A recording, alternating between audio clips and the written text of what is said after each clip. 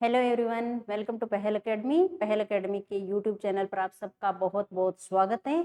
और आज हम अपना मार्च का जो करंट अफेयर है की क्लास है वो कंप्लीट पढ़ेंगे। मार्च का जो करंट अफेयर है वो पढ़ेंगे। पहले एक क्लास अपनी हो चुकी है, 1 से 15 तक का करंट अफेयर है, उसमें अपने कंप्लीट करवा चुके हैं, कवर हो चुका है 1 से 15 वाला। आज अपने जो 15 के बाद का 31 तक का जो मेन जो करंट अफेयर की है वो अपने देखेंगे। ठीक है, तो अपने स्टार्ट करते हैं। पहला, एक देश एक चुनाव, सबने सुना होगा। एक देश और एक चुनाव है वो काफी चर्चा में चल रहा है अभी भी। और इसके लिए क्या है, एक समिति बनी थी। तो अपने को याद रखना है कि एक देश एक चुनाव पर पूर्व राष्ट्रपति रामनाथ कोविंद की अध्यक्षता में कमेटी बनी थी, एक समिति बनाई गई थी रामनाथ कोविंद की अध्यक्षता में। उन्होंने अपनी रिपोर्ट है जो राष्ट्रपति को सौंपी है अभी। तो इस वजह से अपने को याद रखना है, प्रीलिम्स में सीधा क्वेश्चन आएगा कि जो एक देश एक चुनाव से संबंधित कमेटी है वो किसकी अध्यक्षता में बनी गई थी। तो रामनाथ कोविंद की अध्यक्षता में कमेटी बनी थी और इसने अपनी रिपोर्ट है जो सौंप दिया है। अब रिपोर्ट की रिपोर्ट की कुछ मुख्य बातें हैं, अपने देख लेते हैं। वैसे तो ये मेंस में लिखने के काम आएगी, पर थोड़ा सा अपने यहाँ देख लेते हैं। सरकार को एक साथ चुनाव कराने के लिए कानूनी तंत्र विकसित करना चाहिए। इन्होंने कहा कि एक साथ अगर चुनाव करवाना है लोकसभा विधानसभा का, तो इसके लिए अपने को एक कानूनी तंत्र है वो विकसित करना पड़ेगा। दूसरा, लोकसभा और विधानसभा है उनका कार्यकाल है वो भी सम्मान करना होगा, एक सम्मान होंगे तब भी एक साथ चुनाव हो पाएंगे। इसके बाद उन्होंने कहा कि विधानसभा, लोकसभा, स्थानीय निकाय चुनाव है उनके लिए एकल मतदाता सूची पर ध्यान केंद्रित करना पड़ेगा। एक ही मतदाता सूची बनेगी, वो चाहे विधानसभा के लिए, चाहे लोकसभा और स्थानीय निकाय। अभी क्या है, इनके लिए अलग अलग मतदाता सूची बनती है। तो अगर एक साथ चुनाव करवाने हैं तो उनके लिए अपने को एक ही मतदाता सूची पर ध्यान केंद्रित करना होगा। फिर इन्होंने कहा चुनाव के उपकरण हैं, चाहे कर्मचारियों की है, चाहे सुरक्षा बल है, उनके प्रबंधन पर भी हमें ध्यान देना होगा, क्योंकि पूरे भारत के लिए एक साथ चुनाव करवाना है। तो उनके लिए अपने को चुनाव से संबंधित क्या उपकरण चाहिए, कर्मचारियों की संख्या को भी ध्यान में रखना पड़ेगा, क्योंकि कर्मचारियों की ड्यूटी लगती है इस दौरान। और सुरक्षा बल है उनके अभी पूरा प्रबंधन है, उस पर भी अपने को ध्यान रखना होगा। एक साथ चुनाव से पारदर्शिता, समावेशन और लोगों का भरोसा बढ़ेगा, ये इसका इन्होंने लाभ बताया। और वोटर्स को electoral voter photo identity card, जो अपनी फिलहाल वोटर जो आईडी है उसको इन्होंने कहा है कि इलेक्ट्रल फोटो आइडेंटिटी कार्ड जारी कर दिया जाना चाहिए। इससे क्या होगा कि अलग अलग जगह मतदाता सूची में नाम होने से मुक्ति मिलेगी। तो ये क्या है, सिफारिश आप एक बार नॉर्मल देख लेना। बाकी रामनाथ कोविंद की अध्यक्षता में कमेटी बनाई गई थी, इन्होंने अपनी रिपोर्ट सौंपी है। तो किससे संबंधित है, इस हिसाब से क्वेश्चन आए तो आपको ध्यान में रखना है एक देश एक चुनाव से संबंधित है। अब इन्होंने तो अपनी सिफारिश कर दी, अब आगे क्या होगा, तो सिफारिश कर दी तो रिपोर्ट क्या है, चुनाव के बाद, जब अभी तो चुनाव हो रहे हैं, उसके बाद क्या होगा कि जब नई गवर्नमेंट बनेगी तो कैबिनेट के सामने रखी जाएगी और कैबिनेट के फैसले के अनुरूप कानून मंत्रालय होगा वो संविधान में नए खंड जोड़ने का प्रावधान करेगा। और इससे संबंधित फिर जो विधेयक होंगे, अब संविधान में नए खंड जोड़ेंगे तो विधेयक लाया जाएगा, तो दोनों सदनों में पारित होगा और विधानसभा में भी प्रस्ताव पारित करने की सिफारिश होगी। अगर सभी सहमत हो जाते हैं और विधेयक पारित हो जाता है तो सिफारिश 2029 से लागू हो जाएगी, ये ध्यान में रखना है आपको। 2029 से सिफारिश लागू हो जाएगी। रामनाथ कोविंद की अध्यक्षता में कमेटी बनाई गई थी जिन्होंने अभी रिपोर्ट सौंपी है। ठीक है, इसके बाद देखें ई लाइसेंस और ई पंजीयन प्रमाण पत्र। ई लाइसेंस और ई पंजीयन प्रमाण पत्र है, राजस्थान सरकार ने बजट घोषणा में कहा था कि ई लाइसेंस दिया जाएगा। अब और जो पंजीयन, जो रजिस्ट्रेशन करवाया जाएगा वो इलेक्ट्रॉनिक तरीके से होगा। तो ई पंजीयन प्रमाण पत्र की बात की थी। ठीक है, अब इसको क्या किया, 1 अप्रैल 2024 से प्रदेश में प्रभावी कर दिया गया है, 1 अप्रैल 2024 से। अब इससे क्या होगा कि आम जन को 200 रुपए की बचत होगी, जाके वहां और 200 रुपए जमा करवा कर लाने की जरूरत नहीं पड़ेगी। तो आपको यहाँ याद रखना है, एग्जाम के लिए क्या याद रखना है कि जो ई लाइसेंस, ई पंजीयन प्रमाण पत्र है वो राज्य सरकार के द्वारा कब लागू किया गया, कब प्रभावी किया गया है, तो 1 अप्रैल 2024 से किया गया, ये ध्यान में आपको रखना है, इतना ही, ठीक है। अभी जो चुनाव आयुक्त है उनकी नियुक्ति की गई है, तो कोई भी नियुक्ति करते हैं हम ध्यान में रखते हैं। तो 2 पूर्व IAS अधिकारी है, एक तो सुखवीर सिंह संधू और एक ज्ञानेश कुमार गुप्ता। ज्ञानेश कुमार गुप्ता है, इन्हें नए चुनाव आयुक्त नियुक्त किए गए हैं, ठीक है। 2 चुनाव आयुक्त की नियुक्ति की गई है, किन किन की? सुखवीर सिंह संधू की और ज्ञानेश कुमार गुप्ता की। इनकी नियुक्ति है वो किसके तहत की गई है? अभी हाल फिलहाल में मुख्य चुनाव आयुक्त और अन्य चुनाव आयुक्त, उनकी नियुक्ति, उनकी सेवा शर्तें, उनके कार्यालय की अवधि, इनसे संबंधित अधिनियम आया था 2023 में। इनके तहत इनकी नियुक्ति की गई है। तो इनकी नियुक्ति के लिए एक समिति बनती है। उस समिति में कौन होता है? एक PM होते हैं, एक PM द्वारा मनोनामित एक केंद्रीय मंत्री होते हैं और एक लोकसभा में विपक्ष का नेता होता है, ठीक है। ये समिति सिफारिश करती है, तब उनकी सिफारिश पर चुनाव आयुक्त की नियुक्ति की जाती है और इसकी पहली नियुक्ति हुई है सुखवीर सिंह संधू और ज्ञानेश कुमार गुप्ता की, ठीक है। चुनाव आयुक्त और मुख्य चुनाव आयुक्त पहले कौन नियुक्त करते थे? पहले राष्ट्रपति के द्वारा नियुक्त होते थे, ठीक है। अब अभी क्या है, 2 चुनाव आयुक्त की नियुक्ति की गई है। तो अभी मुख्य चुनाव आयुक्त कौन है? तो मुख्य चुनाव आयुक्त है अपने राजीव कुमार है। राजीव कुमार मुख्य चुनाव आयुक्त है। एक मुख्य चुनाव आयुक्त प्लस 2 अन्य चुनाव आयुक्त की नियुक्ति होती है चुनाव आयोग में। तो अभी 2 पद ये खाली थे, तो सुखवीर सिंह संधू और ज्ञानेश कुमार गुप्ता है, उन्हें चुनाव आयुक्त का पद पर नियुक्त किया गया है, ठीक है। तो ये याद रखना है। आयुष्मान आरोग्य मंदिर। आयुष्मान आरोग्य मंदिर क्या है? आयुष्मान आरोग्य मंदिर आयुष्मान भारत स्वास्थ्य कल्याण केंद्र योजना है। इसके तहत जो उप स्वास्थ्य केंद्र है, प्राथमिक स्वास्थ्य केंद्र है, शहरी स्वास्थ्य प्राथमिक स्वास्थ्य केंद्र है, उनको क्या है, नाम दिया है आयुष्मान आरोग्य मंदिर। अब इन्हें आयुष्मान आरोग्य मंदिर बोला जाएगा। प्रदेश में अब तक 10,000 से अधिक स्वास्थ्य केंद्र बने हैं आयुष्मान आरोग्य मंदिर, जिसमें डॉक्टर से परामर्श सुविधा ले सकते हैं, प्रसव सेवाएं, किशोर और बुजुर्गों के लिए स्वास्थ्य सुविधा, निःशुल्क दवा, नवजात को टीकाकरण की सुविधा, और ये सारी सुविधाएं उपलब्ध होती है। बस आपको याद ये रखना है कि आयुष्मान आरोग्य मंदिर इन्हें कहा गया है। उप स्वास्थ्य केंद्र, प्राथमिक स्वास्थ्य केंद्र, शहरी स्वास्थ्य प्राथमिक स्वास्थ्य केंद्र है, उन्हें आयुष्मान आरोग्य मंदिर का नाम दिया गया है, ये ध्यान में रखना है। जयपुर मेट्रो फेज 1D है, जो अपने बजट में पड़ा है वो सारी चीजें ही है। इन दिनों के नई घोषणा वो तो आचार संहिता के दौरान नहीं हो रही है, कुछ नए कार्यक्रम है वो तो लागू है नहीं, तो अपने क्या इस वजह से करंट बहुत ही कम हो पढ़ने को मिल रहा है। तो जयपुर मेट्रो फेज 1D जो अपने पढ़ा था बजट में, उसको क्या है अभी शिलान्यास किया गया है। कहाँ से? मानसरोवर से अजमेर रोड चौराहे तक ये जाएगी, ये याद रखना। मानसरोवर से अजमेर रोड जो चौराहा है वहां तक जाएगी। जयपुर मेट्रो फेज है, 1D है इसका।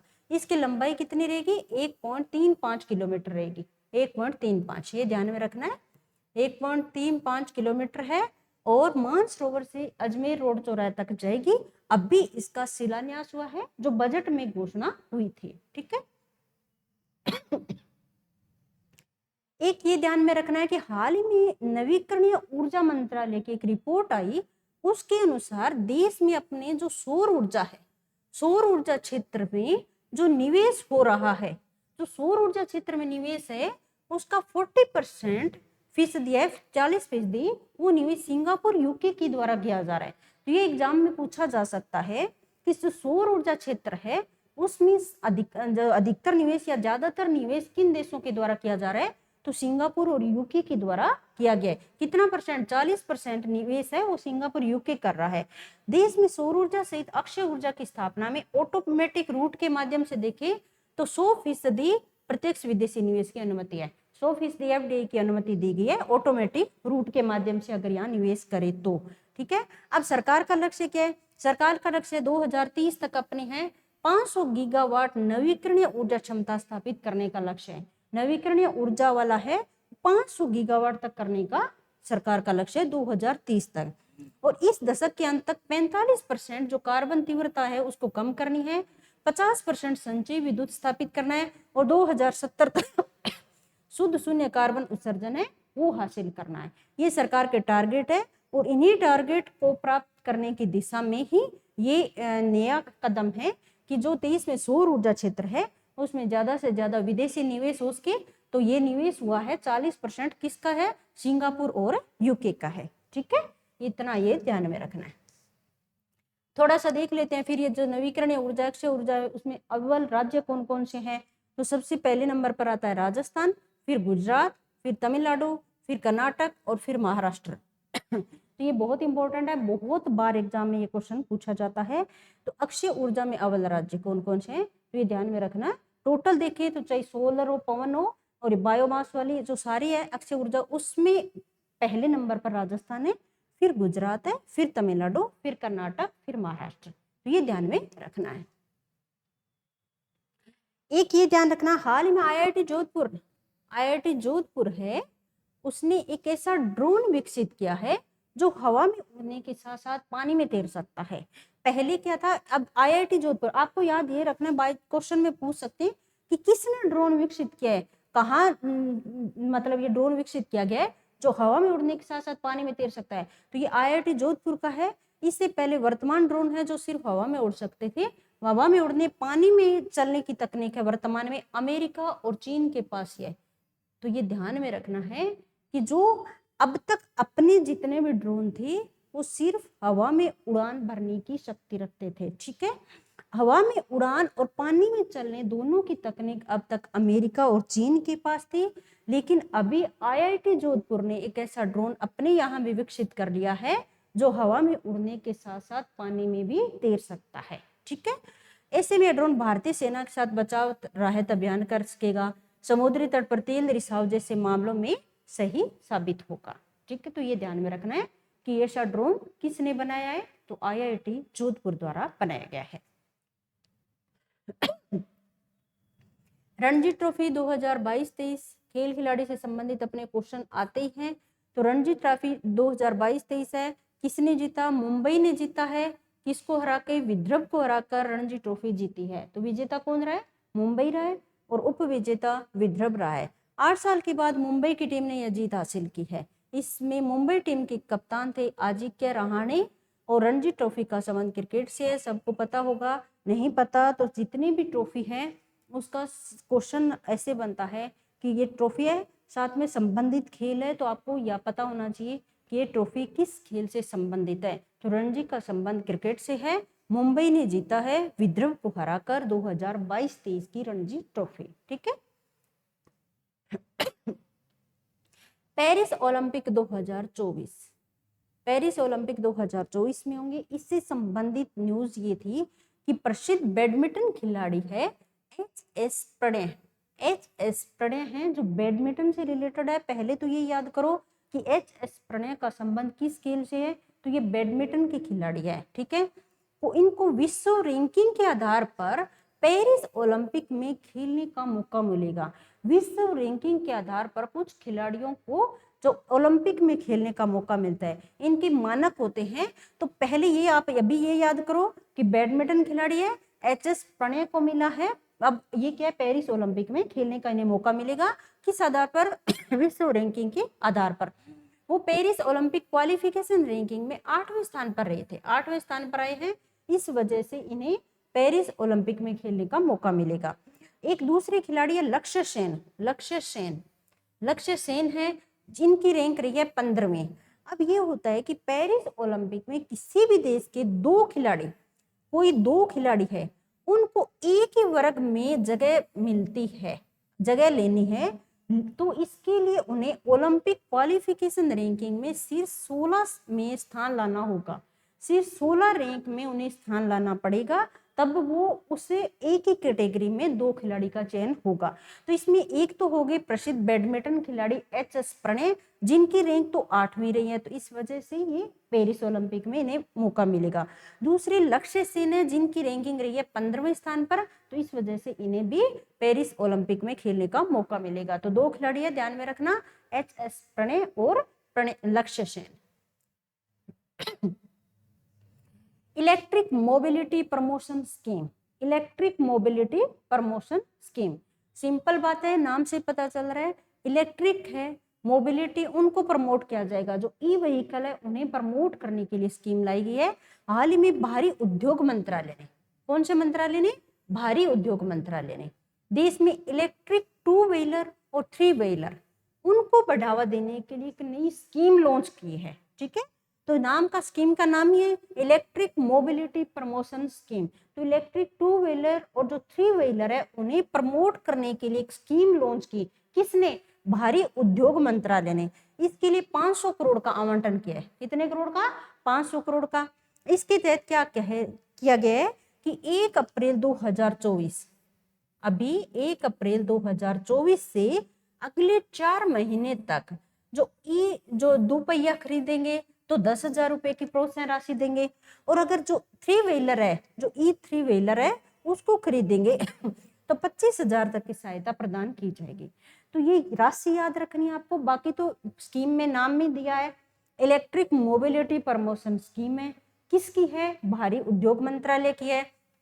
क्या करेंगे? जो ई व्हीकल है, जो 2 व्हीलर और 3 व्हीलर है उन्हें प्रमोट करेंगे, तो ज्यादा से ज्यादा लोग ताकि जो इलेक्ट्रिक जो व्हीलर है वो खरीद पाए, इसके लिए प्रोत्साहन राशि देंगे। तो इन्होंने कहा कि 1 अप्रैल से स्कीम लागू हो जाएगी और अगले 4 महीने तक अगर आप 2 व्हीलर खरीदते हो तो 10,000 रुपए सरकार प्रोत्साहन राशि देंगे, और जो 3 व्हीलर है, 3 पहिया है वो खरीदेंगे तो 25,000 रुपए की सहायता राशि दी जाएगी। तो ये याद है रखना है आपको। बहुत इंपॉर्टेंट है मानव विकास सूचकांक। मानव विकास सूचकांक HDI 2022 है। ये अभी रिपोर्ट आई है, किसके द्वारा जारी की जाता है पहले अपने ये देखेंगे, भारत की कौन सी रैंकिंग है ये देखेंगे। तो संयुक्त राष्ट्र विकास कार्यक्रम UNDP की रिपोर्ट है, पहले तो ये ध्यान रखना। संयुक्त राष्ट्र विकास कार्यक्रम के द्वारा रिपोर्ट जारी की जाती है। रिपोर्ट का शीर्षक भी अपने देख लेते हैं, breaking the gridlock reimagining cooperation in a polarised world. कई बार रिपोर्ट का जो शीर्षक है वो पूछ लिया जाता है, तो इसको आप ध्यान में रखना। ठीक है, HDI में भारत की 2022 में रैंक है वो 193 देश में 134वीं है। ये बहुत इंपॉर्टेंट है, याद रखनी है। कौन सी है? 134वें नंबर पर है भारत, है टोटल 193 देश में। अब देखिए शीर्ष देखिए तो स्विट्जरलैंड पहले नंबर पर है, नॉर्वे सेकंड नंबर पर है, आइसलैंड तीसरे नंबर पर है। ठीक है, अब रिपोर्ट के मुताबिक भारत में देखिए तो भारत की टोटल रैंकिंग एक तो ये ध्यान रखनी है 134 है। औसत जीवन प्रत्याशा है वो अपने 67.7 है, 67.7 वर्ष है। जो 2021 में क्या थी? 67.2 थी, तो ये बड़ी है। तो औसत जीवन प्रत्याशा 67.7 है। इसके बाद मानव विकास सूचकांक में अब पहले एक बार देख लो डाटा, फिर 4 सूचकांक है वो देखेंगे, फिर आपको ज्यादा अच्छे से समझ आएगा। स्कूली शिक्षा के अपेक्षित वर्ष है वो 11.9 वर्ष था, वो बढ़कर 12.6 वर्ष हो गया, 12.6 वर्ष।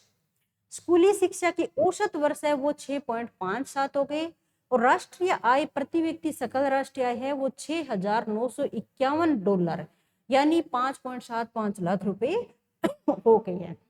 अब एक बार वापस आएंगे, पहले अपने देखते हैं कि मानव विकास सूचकांक है वो UNDP द्वारा जारी किया जाता है, 4 संकेतकों के आधार पर जारी होते हैं। तो पहले ये देखते हैं कि 4 संकेतक है उनकी औसत उपलब्धि है। तो ये संकेतक कौन कौन से हैं? पहला संकेतक है कि जन्म के समय जीवन प्रत्याशा कितनी है। स्कूली शिक्षा की 2 है, एक अपेक्षित वर्ष कितने हैं और एक औसत वर्ष कितने हैं, और एक सकल राष्ट्रीय आय। 4 मानक होते हैं। अब अपने चारों के डाटा याद कर लिया। अपने टोटल रैंक कितनी है भारत की? 134वें। जन्म के समय जीवन प्रत्याशा ये देखो, जन्म के समय औसत जीवन प्रत्याशा 67.2 है, तो यहाँ ये लिख लो 67.2, ये हो गया।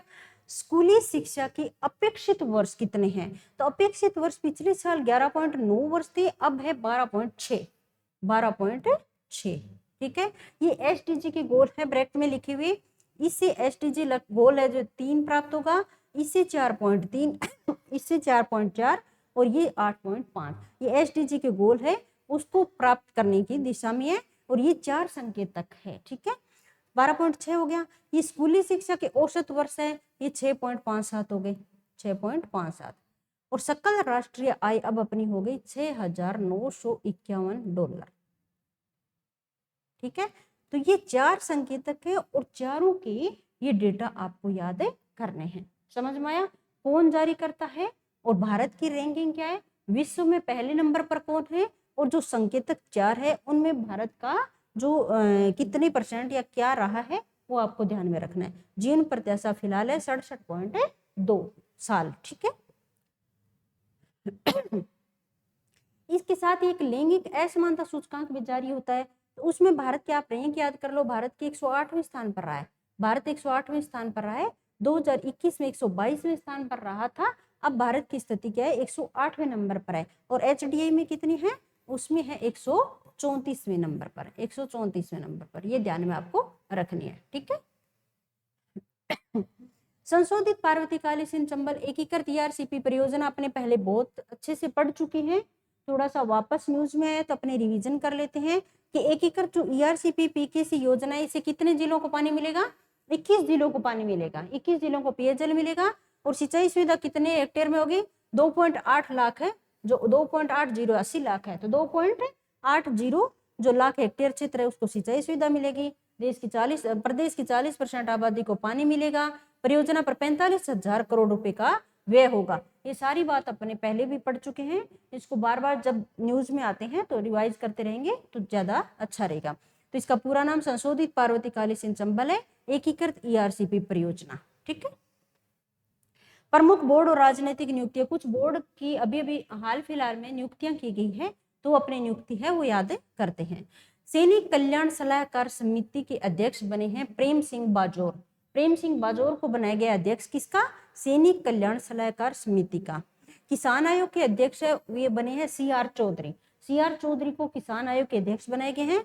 देवनारायण बोर्ड के अध्यक्ष बने हैं ओम प्रकाश बडाना, ओम प्रकाश बडाना। ठीक है, राज्य जीव जंतु कल्याण बोर्ड के अध्यक्ष जसवंत बिश्नोई, जसवंत बिश्नोई बने हैं राज्य जीव जंतु कल्याण बोर्ड के अध्यक्ष जसवंत बिश्नोई है। और विश्वकर्मा कौशल विकास बोर्ड के अध्यक्ष बने हैं रामगोपाल सुथार, रामगोपाल सुथार। तो सारे बोर्ड है उनके अध्यक्ष के नाम आपको अच्छे से याद करना है। सैनिक कल्याण सलाहकार समिति के अध्यक्ष कौन बने, प्रेम सिंह बाजोर। किसान आयोग के अध्यक्ष बने CR चौधरी। देवनारायण बोर्ड के अध्यक्ष बनाए गए ओम प्रकाश बडाना को, ओम प्रकाश बडाना को। और राज्य जीव जंतु कल्याण बोर्ड के अध्यक्ष जसवंत बिश्नोई और विश्वकर्मा कौशल विकास बोर्ड के अध्यक्ष रामगोपाल सुथार को बनाया गया है। तो ये आपके अध्यक्ष है सारे हैं, ये याद करने की चीज है, तो आप इन सबको अच्छे से याद कर लेना। कई बार क्वेश्चन आ जाएगा कि नई नियुक्ति की गई है, तो इन्हीं में से सुमेलित करना आपको दे सकते हैं, तो आपको पता होना चाहिए कि किसान आयोग के अध्यक्ष CR चौधरी है, देवनारायण बोर्ड के ओम प्रकाश बडाना है। ऐसे पांचों के पांचों आपको भी याद करने हैं। ठीक है, Swami Vivekananda scholarship for academic excellence योजना, स्वामी विवेकानंद स्कॉलरशिप विद्यार्थियों को विदेशों में पढ़ाई के लिए अपने चल रही थी Rajiv Gandhi scholarship for excellence योजना। सबने पढ़ रखी है, सर्वे में बार बार पढ़ाया गया है कि Rajiv Gandhi scholarship for excellence योजना है, उस किससे संबंधित है, ये विद्यार्थियों को विदेशों में पढ़ाई के लिए स्कॉलरशिप प्रदान की जा रही थी, उसी का नाम बदला गया है अभी Swami Vivekananda scholarship for academic excellence योजना कर दिया गया है। इस योजना के तहत पहले 500 छात्र है उनको विदेश में पढ़ाई का मौका मिलता था, वह भी इसका दायरा घटा के 300 छात्र कर दिया गया है, ये ध्यान में रखना है। ठीक है, पहली बात आप कंफ्यूज मत होना, जो Rajiv Gandhi scholarship for excellence योजना चल रही थी उसी का नाम बदलकर स्वामी विवेकानंद स्कॉलरशिप किया गया है फॉर एकेडमिक एक्सीलेंस योजना। विदेश में पढ़ाई करने जा रहे हैं उनको स्कॉलरशिप दी जाएगी, और कितने छात्र, पहले 500 छात्र का चयन होता था, अब 300 छात्र कर दिया गया है। इतनी बात आपको ध्यान में रखनी है। एक ये ध्यान में रखना है कि एक झालावाड़ के मिश्रोली गांव बहुत ही इंपॉर्टेंट है, झालावाड़ के मिश्रोली गांव में और उसके आसपास के क्षेत्र में बेसाल्टिक रॉक्स है, बेसाल्टिक रॉक्स है, उनको जियोसाइट्स के रूप में विकसित किया जाएगा। ये क्या है, चिन्हित की गई है कि जो झालावाड़ के मिश्रोली गांव और आसपास की जो बेसाल्टिक रॉक्स है, बेसाल्ट चट्टाने हैं, उनको जियोसाइट्स के रूप में विकसित किया जाएगा, जियोसाइट्स के रूप में विकसित होगी। ये चट्टाने 6.5 करोड़ साल पुरानी है। बेसाल्ट की चट्टानी ज्वालामुखी चट्टान है, ज्वालामुखी चट्टान है। इस साइट विकसित होने से पर्यटन को बढ़ावा मिलेगा और शोधार्थी है उनको भी फायदा होगा। तो अपने को ये याद रखना है कि किस क्षेत्र की बेसाल्टिक रॉक्स है उनको जियोसाइट्स के रूप में विकसित करने की बात चल रही है। तो झालावाड़ के मिसरोली गांव और उसके आसपास के क्षेत्र के जो बेसाल्टिक चट्टान है उनको जो साइट्स है इसके रूप में विकसित किया जाएगा। ठीक है। महिला प्रीमियर लीग हुई थी, अब पता होगा 2024 की है ये महिला प्रीमियर लीग। इसके अपने फाइनल देख लेते हैं कि विजेता टीम कौन रही है। तो विजेता टीम रही रॉयल चैलेंजर बेंगलोर, उप विजेता दिल्ली कैपिटल। आरसीबी की जो रॉयल चैलेंजर बेंगलोर उसकी कप्तान Smriti Mandhana. Player of the match कौन रहा है? Sophie Molineux. ठीक है। Player of the series Deepti Sharma. Orange cap किसे दिया गया? एलेसा पेरी को। और पर्पल कप श्रेया पाटिल को। तो ये महिला प्रीमियर लीग है, ये इसका सेकंड सीजन ही था, इससे पहले एक सीजन हो चुका है। तो 2024 का ये सेकंड सीजन है, इसके अपने को ध्यान में रखना है। इस वजह से ही ये इंपॉर्टेंट हो जाता है और क्वेश्चन आने के चांसेस बढ़ जाते हैं। तो विजेता टीम याद रखनी है आपको, रॉयल चैलेंजर बेंगलोर है, उप विजेता दिल्ली कैपिटल है। आरसीबी फिर इसकी कैप्टन देख लेना, ये player of the match, player of the series, orange cap किसे मिला गया, ऑरेंज केप, और पर्पल केप किसे मिला गया, ये ध्यान में रखना है। ये इतनी इंपॉर्टेंट नहीं है जितने ये विजेता टीम ध्यान में रखना है और ये प्लेयर ऑफ द मैच ध्यान में रखना, ये ध्यान में रखना है आपको। सीरीज भी ध्यान में रख लेना। तो ये यादें करने की चीज है, ध्यान में रखना। अभी स्विस कंपनी है IAQ स्विस कंपनी है। इसने क्या किया कि वायु प्रदूषण रिपोर्ट तैयार की है, बहुत इंपॉर्टेंट है। स्विस कंपनी है IAQ ने विश्व के 134 देश है उनके 30,000 स्टेशन से डेटा लिए। 134 देशों के 30,000 स्टेशन से डेटा लेकर विश्व के वर्ष 2023 की वायु प्रदूषण रिपोर्ट तैयार की। ठीक है। और वायु प्रदूषण के लिहाज से देखें तो फिर रिपोर्ट में बताया गया कि बांग्लादेश और पाकिस्तान के बाद भारत है वो विश्व का तीसरा सबसे प्रदूषित देश है। ठीक है। तो ये बहुत ही चिंताजनक स्थिति है।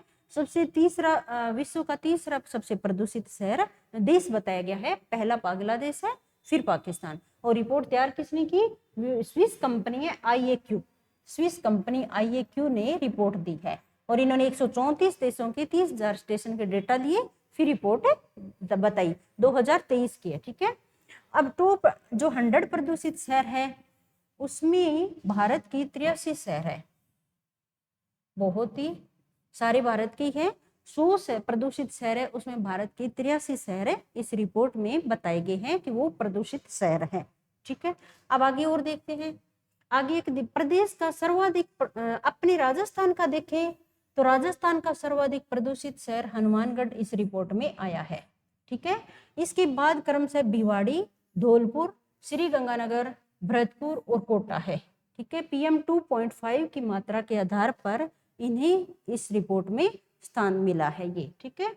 विश्व के प्रदूषित शहर देखें तो पहला बेगूसराय बिहार का, फिर गुवाहाटी असम, फिर दिल्ली, ये ध्यान में रखना है। ठीक है। तो 100 शहर है उनमें 83 भारत के हैं और राजस्थान में सबसे प्रदूषित शहर हनुमानगढ़, उसके बाद ये भिवाड़ी, धौलपुर और श्री गंगानगर, भरतपुर और कोटा है। ठीक है। हाल ही में प्रधानमंत्री नरेंद्र मोदी ने भूटान की यात्रा की और भूटान के सर्वोच्च नागरिक सम्मान order of the Duke Gyalpo से सम्मानित हुए। ये याद रखना है कि जब PM या राष्ट्रपति किसी देश की यात्रा पे जाते हैं या उन्हें वहां का जो सर्वोच्च सम्मान से सम्मानित किया जाता है तो वो एग्जाम में पूछे जाने की संभावना बहुत ज्यादा रहती है। तो भूटान का सर्वोच्च नागरिक सम्मान है, पहली बात तो किस देश ने दिया? भूटान, ये याद रखना है। फिर सर्वोच्च नागरिक सम्मान का नाम क्या है? Order of the Duke Gyalpo से सम्मानित किया गया। इस सम्मान से सम्मानित हुए पहले शासनाध्यक्ष हैं, तो ये और ज्यादा इंपॉर्टेंट हो जाता है। पहले शासनाध्यक्ष है जिन्हें भूटान का सर्वोच्च नागरिक सम्मान मिला है, order of the Duke Gyalpo से सम्मानित किया गया है। इसके साथ ही हाल ही में भूटान के प्रधानमंत्री है सेरिंग टोब्गे, इन्होंने भी भारत की यात्रा की थी। तो ये क्या एग्जाम में कई बार ऐसे क्वेश्चन आते हैं, जैसे हाल फिलहाल में जब एग्जाम की डेट होती है उसके आसपास तो 4-5 महीने या 6-7 महीने पहले किसी देश की अपने प्रधानमंत्री राष्ट्रपति यात्रा करते हैं या कोई और देश की प्रधानमंत्री राष्ट्रपति द्वारा अपने देश की यात्रा की जाती है तो उनके नाम पूछे जाने की संभावना रहती है। तो ये याद रखना आपको, भूटान के प्रधानमंत्री शेरिंग टोब्गे ने भारत की यात्रा की और भारत के प्रधानमंत्री गए तो उनको सर्वोच्च नागरिक सम्मान ऑर्डर ऑफ द ड्यूक ग्यालोपो से सम्मानित किया गया है और ये पहले शासना अध्यक्ष है। ठीक है। 33वें सरस्वती सम्मान, ये बहुत इंपॉर्टेंट है। 33वां सरस्वती सम्मान हाल ही में मलयालम भाषा के साहित्यकार प्रभा वर्मा, प्रभा वर्मा है मलयालम भाषा के साहित्यकार है, उनको काव्य कृति रौद्र सात्विकम के लिए के बिड़ला फाउंडेशन का 33वां सरस्वती सम्मान से सम्मानित किया। इन दो लाइन में बहुत सारी बातें हैं, आपको याद रखना है। पहली बात, सरस्वती सम्मान किसके द्वारा किया जाता है तो के बिड़ला फाउंडेशन देता है। के बिड़ला फाउंडेशन के द्वारा सरस्वती सम्मान दिया जाता है। किसको दिया गया? प्रभा वर्मा को। कौन सी लैंग्वेज है? मलयालम भाषा का साहित्यकार है प्रभा वर्मा। किस काव्य कृति के लिए? तो रौद्र सात्विकम के लिए।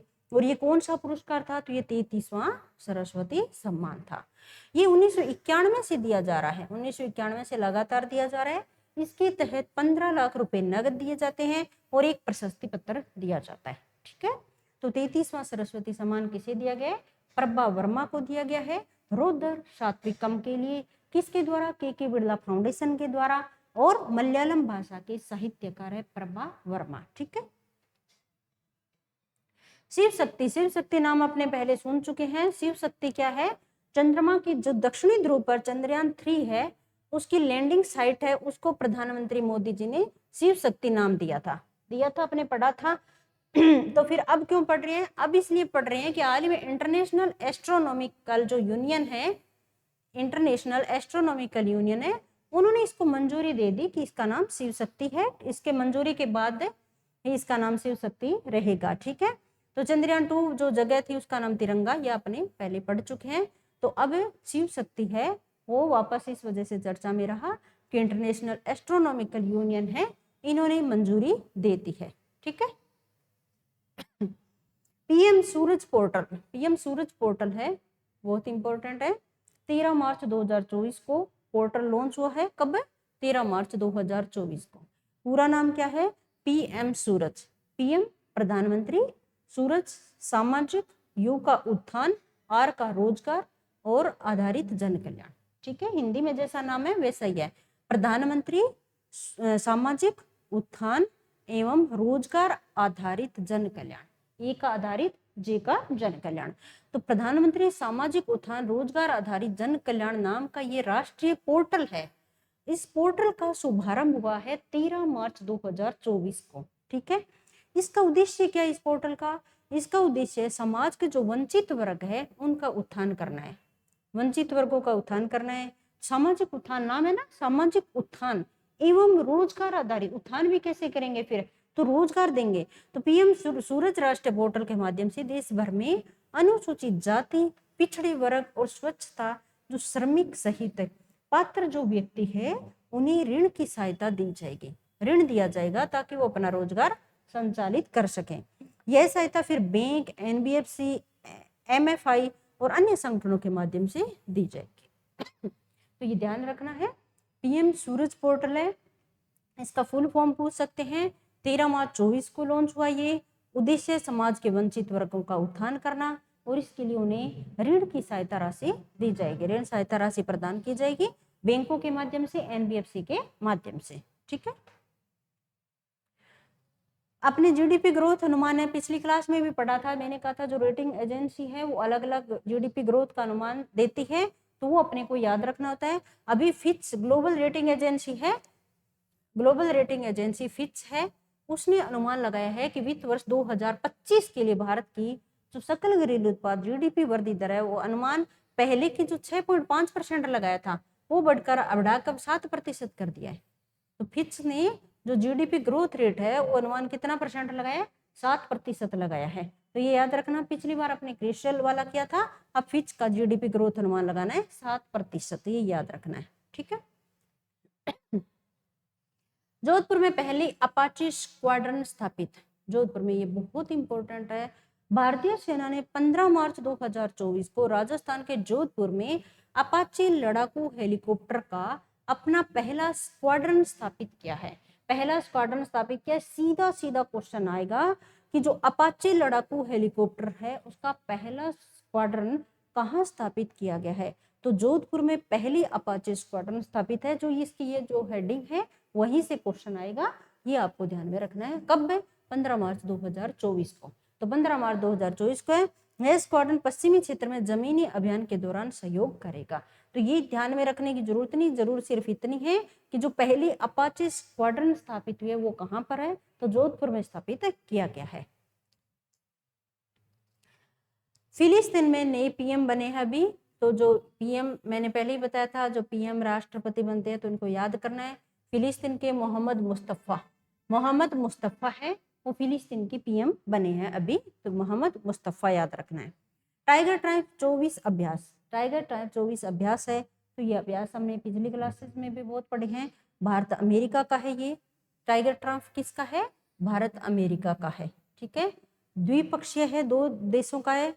त्रिसेवा, तीनों सेवा मानवीय सहायता एवं आपदा राहत सैन्य अभ्यास है। त्रिसेवा मानवीय सहायता आपदा राहत सैन्य अभ्यास है। टाइगर ट्राइब 24 भारत के पूर्वी समुद्र तट पर 18 मार्च 24 को शुरू हुआ था। तो ये याद आपको क्या रखना है, किस किस के बीच में है? भारत अमेरिका का है टाइगर ट्राइब, भारत अमेरिका का। एक लामीती और आ गया। लामीती है सैन्य अभ्यास, ये किसका है? भारतीय थल सेना और सेशल्स रक्षा बल, सेशल्स और भारत के बीच का है। संयुक्त सैन्य अभ्यास है। लामेतिया का ये 10वां संस्करण है। इससे पहले 9 संस्करण हो चुके हैं। मार्च 24 में हुआ है, सेशल्स में हुआ है। सेशल्स और भारत का है। लामीती सेशल्स में आयोजित हुआ। द्विवार्षिक का, हर साल नहीं होता, 2 साल में एक बार होता है। लामीती किसका अभ्यास है? तो भारत और सेशल्स का है। सेशल्स में आयोजित हुआ, 10वां संस्करण था ये। ठीक है, द्विवार्षिक है, 2 साल में एक बार होता है। अब एक सूचकांक हो रहा है, विश्व प्रसन्नता सूचकांक, world happiness index 2024। World happiness index है, ये पहली रिपोर्ट तैयार कौन करता है? तो ये देख लेते हैं। Gallup Oxford well being research centre, UN sustainable development solution network और WHR के संपादकीय बोर्ड की साझेदारी से विकसित की गई है। ये रिपोर्ट ये 4 मिलके और तैयार करते हैं। वैसे नाम मोस्टली ज्यादातर ये होता है कि UN sustainable development solution network है, उसके द्वारा तैयार की जाती है। एग्जाम में कई बार सीधा इनका भी यही होता है, यूएन जो सस्टेनेबल डेवलपमेंट है सॉल्यूशन नेटवर्क उसके द्वारा तैयार की गई आती है। तो ये लाइन भी आती है। पर साथ में अपने को ये भी ध्यान रखना है कि एक तो गैलप है संस्था है, एक Oxford well being research centre है और एक WHR है, उनका संपादकीय बोर्ड है।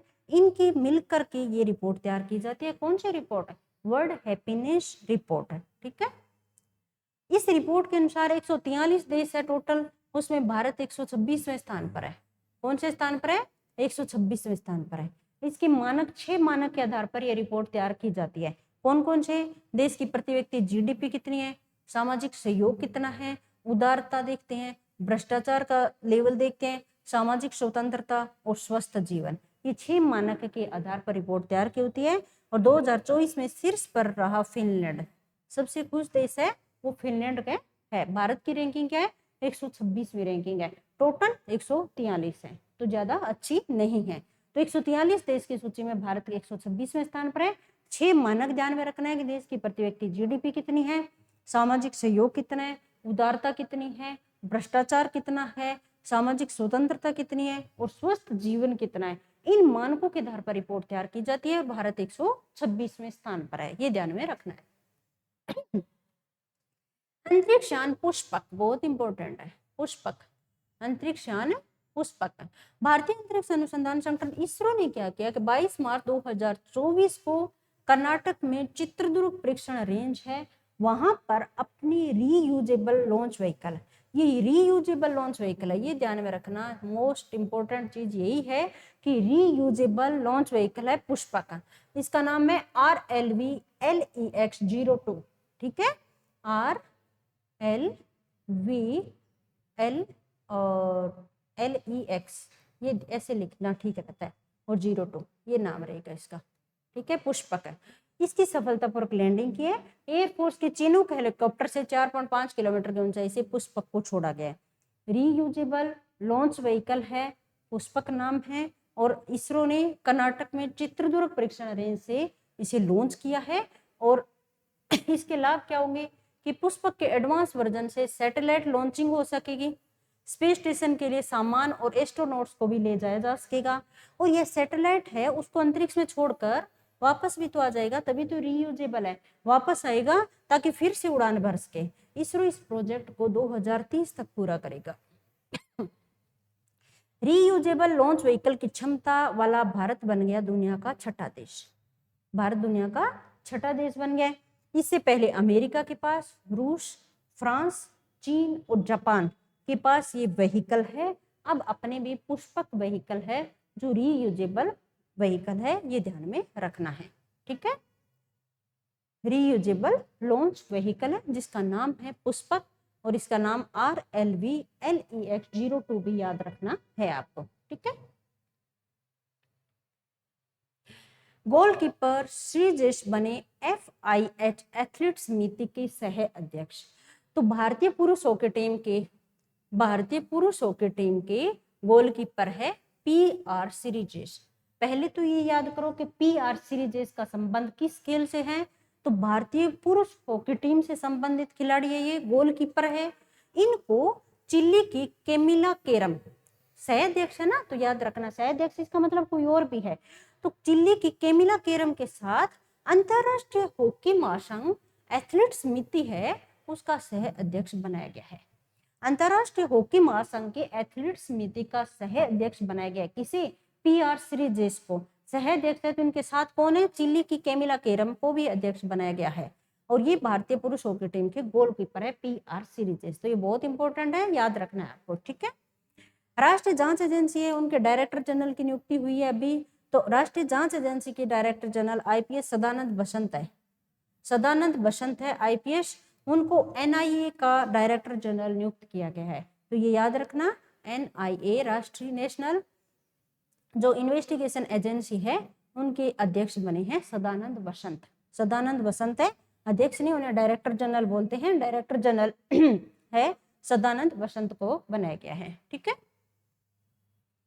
IMT ट्राइलेट 24। IMT ट्राइलेट क्या है? Bharat, Mozambique, Tanzania. ट्राइलेट है, ट्राइलेट है इसका मतलब तीन देश शामिल है। तो ये त्रिपक्षीय अभ्यास है, तो त्रिपक्षीय अभ्यास है तो 3 देश कौन कौन से हैं? भारत, मोजाम्बिक और तंजानिया। बहुत इंपॉर्टेंट है, याद रखना है। भारत है, मोजाम्बिक है और तंजानिया है। मोजाम्बिक है और तंजानिया है, ये तीनों मिलके तीनों का त्रिपक्षीय अभ्यास है। ये 21 से 28 मार्च 24 के बीच मोजाम्बिक के नाकला में आयोजित हुआ। आयोजित कहाँ हुआ? मोजाम्बिक में हुआ। भारत, मोजाम्बिक और तंजानिया का त्रिपक्षीय संयुक्त अभ्यास है IMT ट्राइलेट 24। ठीक है, 2024 का एवेल पुरस्कार ये भी इंपॉर्टेंट है, किसे दिया गया है? फ्रांस की पेरिस में स्थित French national centre for scientific research, French national centre for scientific research के मिशेल टेलाग्रैंड है, उन्हें 2024 का एबेल पुरस्कार प्रदान करने की घोषणा की गई है। Norwegian academy of science and letters के द्वारा यह पुरस्कार दिया जाता है। तो 2024 का एबेल पुरस्कार है, किसे दिया गया है? मिशेल टेलाग्रैंड को दिया गया है। देता कौन है? Norwegian academy of science and letters के द्वारा दिया जाता है।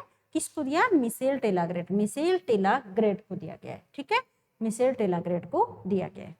तो आज 6 मार्च में है, वो इतनी इंपॉर्टेंट बातें हैं। इसके अलावा अभी क्या है, चुनावी के दौरान नहीं कोई इतना करंट अफेयर अपना जो याद करने वाला है वो नहीं है। आप अभी तक इतना अच्छे से याद कीजिए, इससे पहले पहली वाली क्लास भी आप देख लीजिए, फिर मार्च का करंट अफेयर आपका कंप्लीट तैयार हो जाएगा। ठीक है, तो मिलते हैं नेक्स्ट क्लास में। Thank you so much.